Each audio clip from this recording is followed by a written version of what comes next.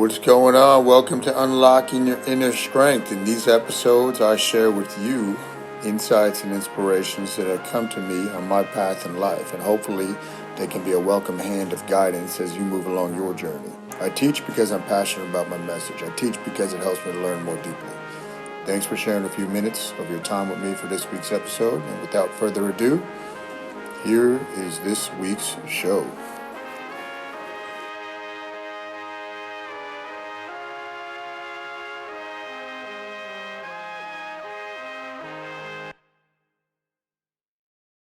Hey everybody, welcome to 269, episode 269 for Unlocking Your Inner Strength. Just got back yesterday morning. Devin and I were down in Naples celebrating our 10-year anniversary. We're actually down there for the anniversary date, which was pretty cool. A couple interesting things happened, as usual. But the one day I was actually swimming in the ocean, and I had this weird feeling that there was something near me. There was nobody else around me, but I just had this feeling that there was, and I started thinking about a shark, right? And then another father came out, and I talked to him earlier. Cool guy. Clouds were coming in. It was about to get stormed down, so it was hot, and I told Devin I'm going to go back in, and then, come back out, and we'll get back to the place. Well, I was in there talking to the dad, then his two kids came in, about probably 9 and 10 years old. And then I started to walk out. And I noticed there's nobody else in the beach anymore. There's nobody else in the water. Could have been from the storm, but it wasn't really an imminent threat. I get out, and a lady about 50 feet to my left says, "There's a shark right over there. We just saw it. That's why everybody got out." And I said, "There's a shark right there?" So I told the guy's wife. I didn't want to alarm the kids by screaming that.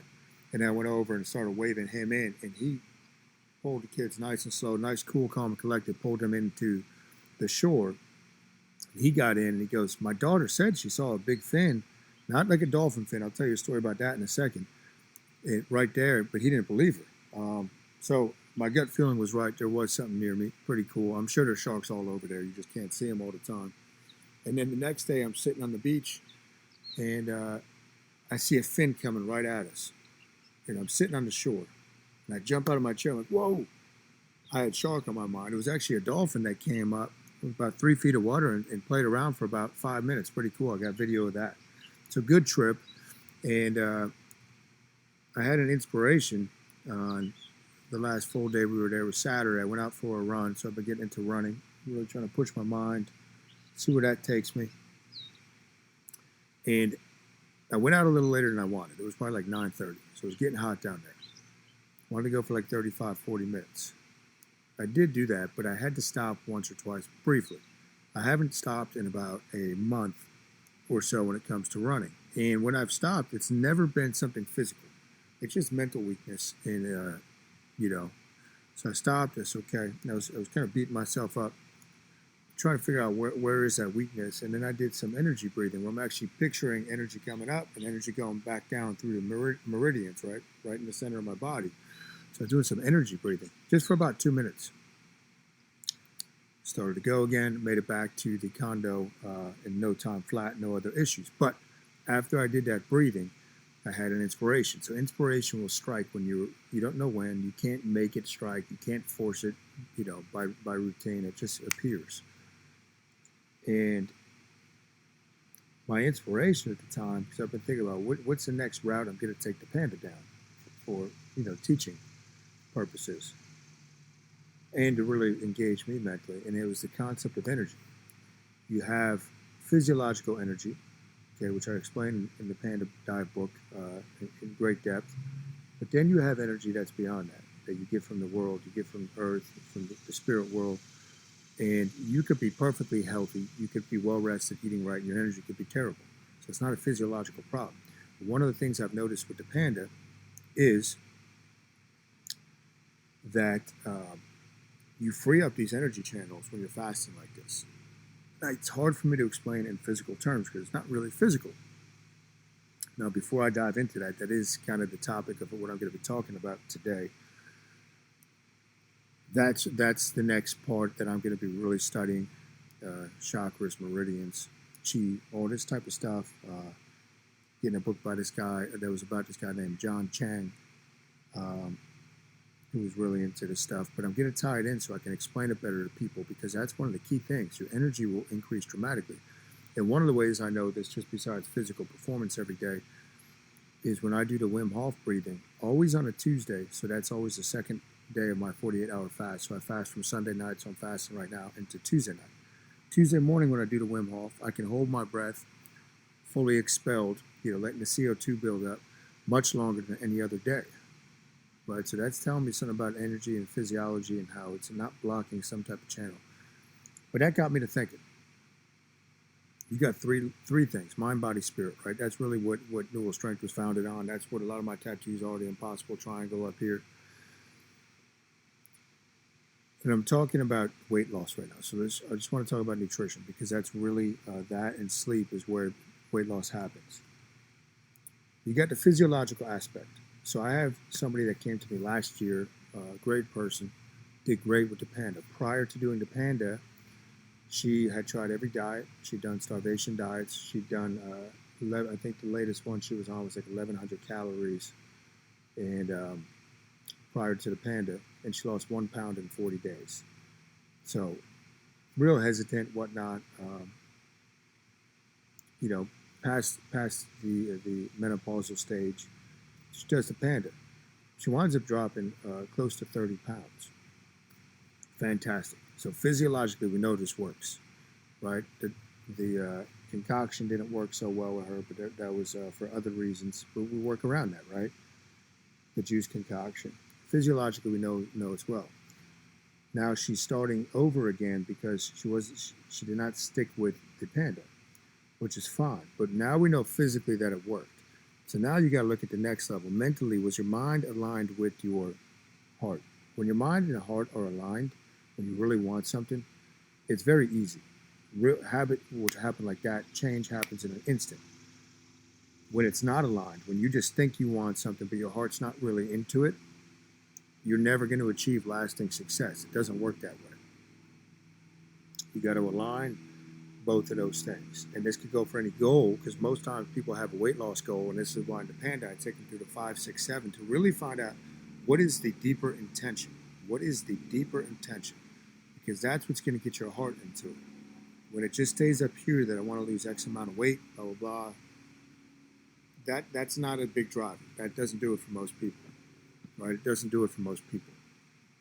And I can tell you, if we're talking about the Panda, like the black version, which I personally do, doing it for over 2 years now, my heart and my mind are aligned with it. It's not even a thought in my mind. It's so easy. I don't stress it. It doesn't. I do my 48-hour fast. It's not a big deal. I mean, you just go about life, right? So you got to align mind, body, and spirit. The first one is figure out physiologically what works for you. And I can tell you what that is just from fasting, but my point is you got to figure that out. And you can base that based on results you're getting in biofeedback, right? So one of those things, which I talked about at the beginning, is going to be energy. Your energy should dramatically improve when you're on the right path. You got it, David. Your energy should improve when you're on your right path. Again, this goes for any goal you're setting. I'm using weight loss as the topic today.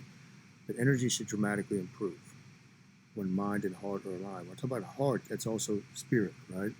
You got to align those things.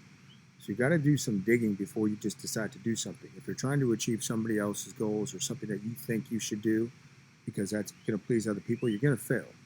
You're going to fail 1,000% every time. So align mind, body, and spirit. Give it some thought. Give it some meditation. Think about it. It sounds incredibly simple. It is incredibly simple. It's not incredibly simple necessarily to find your right path, right? To find your true path. But when you find it, doors just open for you, right? There's not as much struggle. Doors will open for you. And that's what you got to think about. And, and nonetheless, the Panda diet has proved itself time and time again that it works physiologically. No matter what, it works if you're actually following it, because it controls insulin, the main hormone, hundreds of test cases with this now, and all the science backs it up too. But you're not going to hear this in the mainstream because this would go against everybody being healthy. If everybody adopted this way of eating, people would be much healthier, be much stronger mentally and spiritually, right? Which kind of goes against what they push, right? So that's a whole different topic. But there you have it. And the next thing I will be working on for the second Panda book, because I was thinking about, again, I put everything physiologically. I have a couple updates I want to put in there, like the liver cleanse, but there's not too much to add to it. So the next book is going to be about energy channels with fasting. Okay, so I don't know anybody else that's done this, but that's it's my inspiration that came to me, and that's what I'm going to be digging into to explain that in other terms, and then teaching people about that. So you all have a good day. Don't forget to go to kylenewell.com. If you go to /manual, you can get the free fasting manual. You'll be on my email list over there, and that's separate from Newell Strength. And hit the thumbs up button, hit the like button. I guess that's the same thing. Share it, leave a comment. Appreciate the support, everybody. Peace. You wrote for today's episode. I appreciate you and your time truly. I'm humbled and honored if you made it to the end of this episode. Don't forget, you can go to kylenewell.com for your free ebook written by yours truly on getting started with fasting, infused with 5 mind map principles never before seen. This is something I have not given out to anybody else that'll help you see the light when it comes to your fasting journey and creating better health, both physically and internally. Remember, it's all about the mind, body, and spirit. Until next week, peace.